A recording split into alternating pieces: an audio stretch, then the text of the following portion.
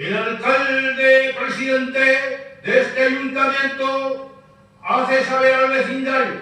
que todos los cans y cañetas los encarcavienen, ya que se han feito una farfallata en la puerta de los Churau Chiqué. Si así como lo han feito en la puerta de los Churau Chiqué, la fan en la puerta de los Churau Gran, habrían pagado la pena según que fuese, y después se le habrían parado de las fiestas.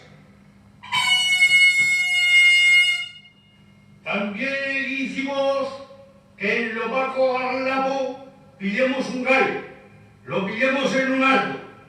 lo bajemos por los caminos de la iglesia cantando lo críe el sol, lo metimos en la iglesia y se nos defue.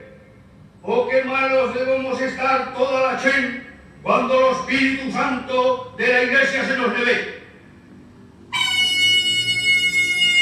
Por último, os saber que salgan también armados de la plaza y si puede estar también con caballerías y tochos, con herramientas punchantes, con cans y cañetas, todo lo que hayan en alcance,